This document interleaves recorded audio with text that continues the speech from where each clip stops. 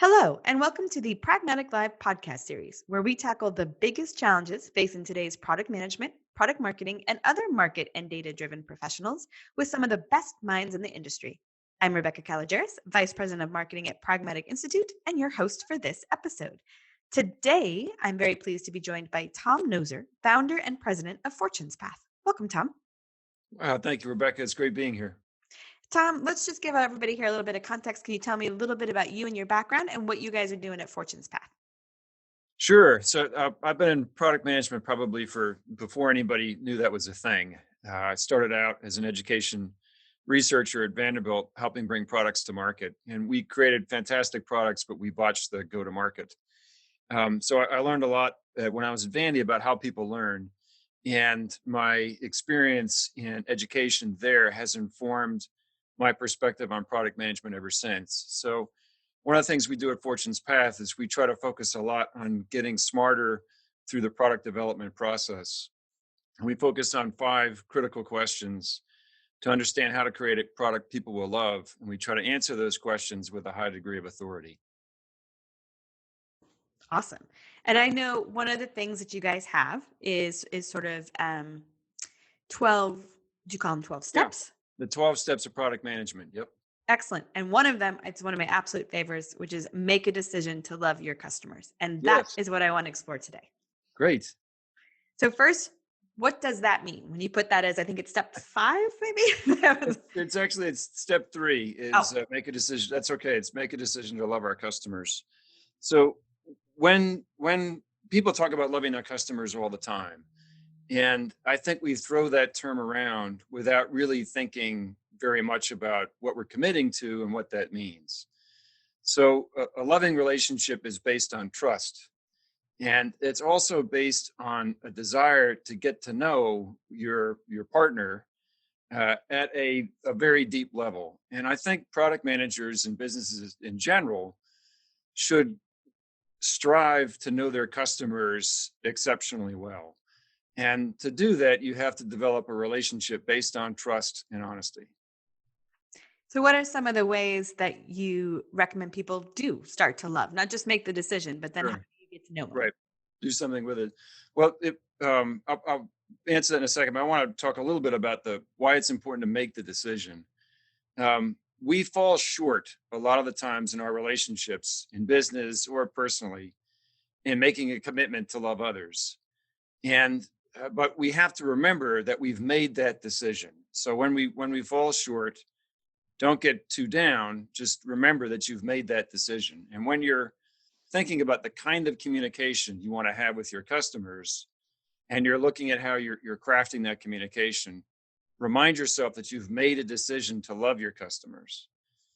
So on a practical basis in communication, what that means is you're going to communicate with honesty and with respect, but you don't have a right to worry your customers unnecessarily. So just like it's a bad idea for a parent or caregiver to go to the children in their care and say, I'm 3 months behind in the rent and I'm really worried. I'm quoting a comedian there. It's terrible. I'm blanking on his name. Anyway, it's you don't have a right to go to the people who you work with or who you're communicating with as customers and worry the heck out of them with some news. And so in that communication, you do want to emphasize the positive, but not in such a way as to be misleading. And it's Dave Chappelle. That was who I was trying to remember. And I think one of the things that's interesting when you talk about love is not just the level of depth, the commitment, right? You get married, you don't just go, he frustrated me today, I'm out. Right. But loving also does require a deep understanding. And it's a deep understanding of both the good and the bad, right? I mean, our customers have things that frustrate us, but those aren't things we should pretend we don't know, right? It's part of embracing the whole piece. Yeah, I totally agree. So I think one of the things in a service business like I'm in that can be frustrating is customers ask for one thing, but they need something else. And to be able to present them with what they really need and deliver that, you have to earn their trust through the relationship. And so sometimes you're taking an SOW that is really it's going to give them some value, but the real value is what you kind of deliver sometimes between the cracks. And so you have to work that in the context of the engagement that you've created. And hopefully, when you win that trust, then they engage you to do something about what they really need rather than what they thought they needed. And customers, well, a lot of times in product, we'll ask customers, tell me about the problem. And it can get frustrating because often they don't know how to verbalize it. They don't really know how to describe what the problem is. They know they don't feel good. They know they're out of alignment, but they don't know why. And so that process of digging, you really have to have a desire to help and to get to the answer and to analyze the information you're getting without taking things at face value. And so, just like in any loving relationship, sometimes we'll hide things from each other because we think that it's just a subject we don't want to bring up. Customers will do that with us too. One of the hardest things to do is to get really frank, helpful feedback from your customers. Sometimes they'll just say, "Oh, everything's great," and then they cancel. And you're like, "Well, why did you cancel?" And they say, "Well, we actually weren't getting this, this, and this," but they didn't want to bring that up in the course of the relationship. You only find that out after the fact. There's so much good stuff to unpack there, Tom. I think it's such a great parallel to the relationships we have in our personal life Right. where, what you talked about, sort of like you think you want that customer, but you really want this.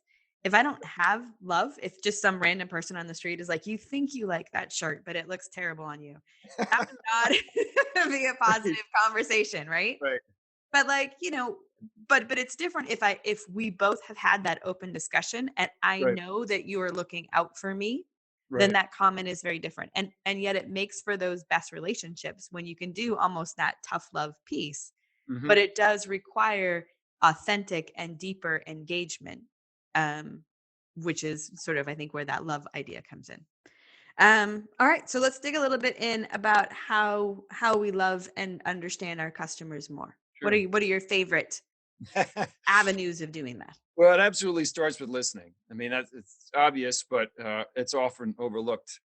I was with a client yesterday who's in an early startup situation, and we were having lunch with a potential partner.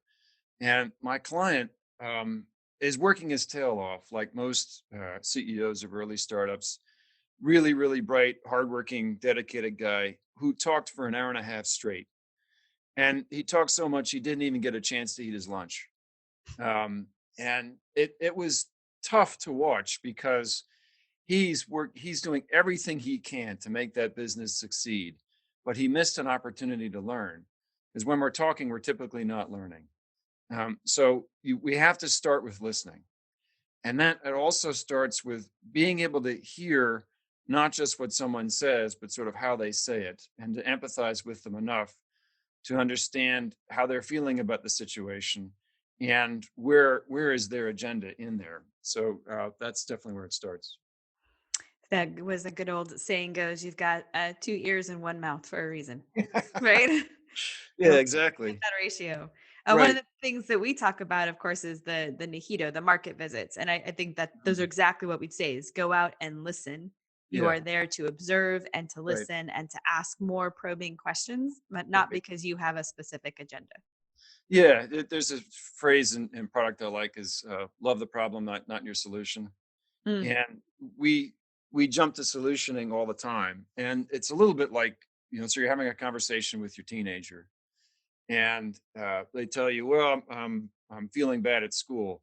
And then as a parent, I'll have 100 suggestions as to how they can make this better, not one of which they're going to hear because I haven't established that I care about their situation. And sometimes, particularly with teenagers and actually sometimes with customers too, they don't necessarily want you to jump out with a solution. You don't have to start kind of vomiting your product features all over somebody to convince them that you've got the solution to their problem. You first need to establish that you understand their problem and you care about it.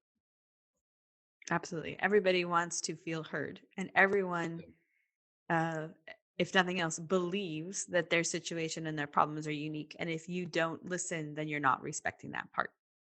Yeah, I think that also goes back to that making the decision to love your customers. There's an awful lot that flows downstream from making that decision. It involves how you communicate, what kinds of commitments you make, how you charge, what kind of a relationship you're trying to build long term with customers. Um, there's a trend that I see in business that can lead to extremely successful companies that have really destructive relationships with their customers.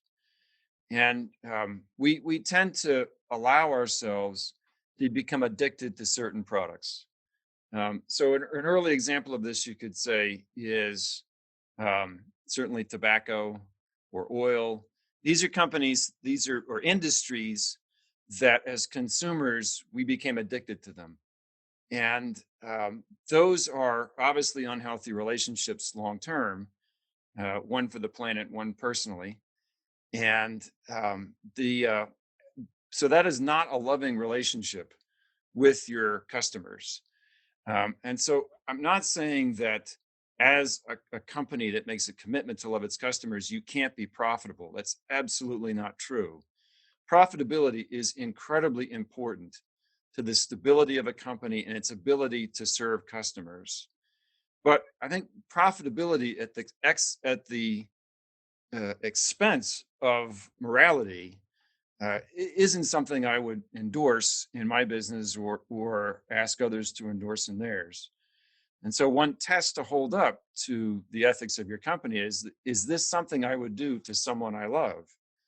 And I think sometimes we fall short of that. No, and it's a good point, right? It doesn't mean that we all need to be nonprofits. To your Right, point, I can't right, service myself or my customers if I'm right, that way. right, But if the only thing, the mhm, only decision factor in there right. is selfish, that's different as well, right? Yeah, yeah, absolutely. I think that one of the mistakes I think businesses make is actually undercharging. When you undervalue what you're doing, can become undervalued in the market. Um, Even though price is never a perfect proxy for value, it's about as close as a proxy as we have. Yeah. And so, if you're not pricing something correctly, you're underpricing it, for instance, you can be communicating the wrong value to the market. And you may have something that people really need and really like and can really benefit from, and actually drive them away by pricing it too slowly. I mean, excuse me, too low. Mhm. Um, so there's a terrific story about George Washington University. It was in the New York Times 10, 15 years ago. And the story is about how George Washington University improved its prestige. And one of the ways, and attracted a lot more candidates, one of the ways that it did it was it began charging more. And it ratcheted up its tuition over a period of years where it became one of the most expensive colleges in the country. And it attracted a ton more applicants. I'm not using that as an example of loving your customers. I think there's a certain sort of perverse psychology in how that worked, and it certainly worked for that university. But it does show how we relate to price, and that honest pricing or sort of transparent pricing, where you're honest with yourself about that value and what the market will bear. And so there are complicated ethics when it comes to pricing. No, it's true. Both the high and low. So Mhm. when we talk about making a decision to love your Yeah. customers, is it Yeah. really just as easy as being like, "Hey, this is my decision. This is going to be my focus. This is my goal." Is there other ways that people can make that concrete or maybe even spread throughout the organization?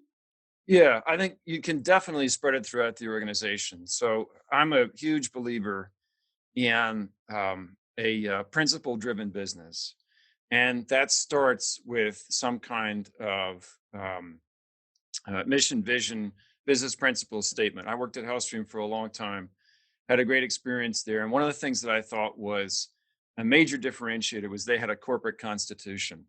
Mm, And it stated their business principles in that constitution. So you can state, we've made a decision to love our customers and hold each other accountable It's like I've been in businesses where they have the mission statement on the wall. It's in maybe in every conference room. Nobody knows it. Nobody can say it.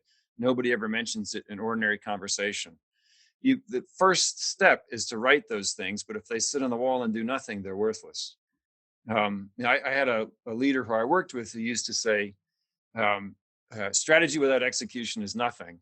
And my counter to that was execution without strategy is just busyness. It Hmm. requires both.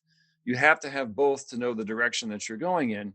And making a core value, we are going to love our customers, is a super important way to spread that and to establish that in daily conversation. So you mentioned a little about sometimes we'll have customers who annoy us. And so if I'm responding to an email that I got at 5 a.m. on Saturday from a customer who, for whatever reason, seems bent out of shape, if I pause and I think about, I have made a decision to love this customer, how am I going to respond to this email? The same can be said for our coworkers. If you make a decision, it's like, you know what, I'm going to try to love my coworkers as well. How would I respond to someone where I've made that decision? So that making that decision, I can't overemphasize how important it is to make and commit to that decision, and to remind yourself that you've made that decision and go back to it over and over and over again throughout the course of the day. And so sometimes, when we're frustrated in our work, if we stop and we think about what it is that we're actually trying to achieve, I'm trying to help the people I work with, I'm trying to help the people who are my customers, it can relieve us of some of that anger and frustration that comes from that sort of feeling of impotence, when we feel like we're not really making a difference. We're just sort of answering emails and being busy, but we're not making progress. And if you come back to that decision, I have decided to love these customers. What is the next right thing to do for them? What is the thing that we can do for them that maybe cuts through that clutter of why I feel impotent and why I feel like I'm not spending my time on the important things?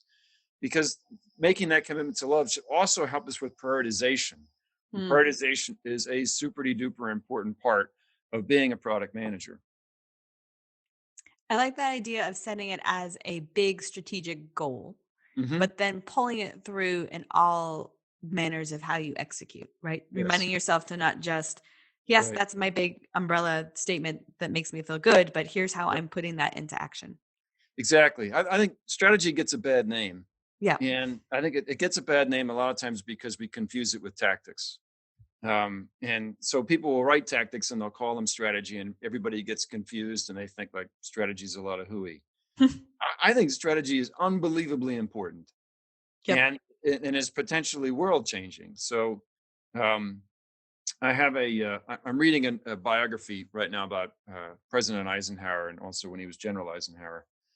And the strategy of the Second World War was unbelievably simple: Hitler first. So if the United States was attacked by the Japanese Empire, and we declared war on Japan first, and then about a week or so later, Germany and the other Axis powers declared war on the United States, it would have been easy to say, we got to go to the Pacific and settle this score. And we might have lost. Hmm. And so Roosevelt and the Joint Chiefs made the decision that they were going to deal with Hitler first. And from that strategy, unbelievably simple strategy, came an enormous number of important decisions that followed.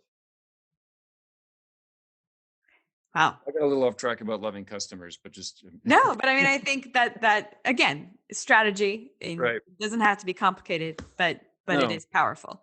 And I Yeah. think sometimes it also gets a bad name because sometimes people develop a strategy, Hmm. but not the tactics that relate to it. Like they think of strategy and tactics as two Right. completely separate items and don't try to Right. connect them. Right. And like my strategy is to love my customers, but I'm going to try and get every penny from them at every, interaction, and Right. I'm won't be going to try to flexible.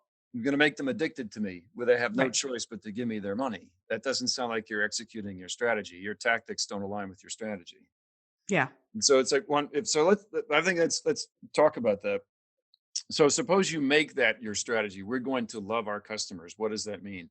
Well, it starts with getting to know them, which is what product market fit really is about. is, can I understand their problem in a way that I can present a solution where they go, oh, that will help. And there's a ton of things you can monitor to understand about whether or not you're in that relationship with your customers. There should be excitement on both sides.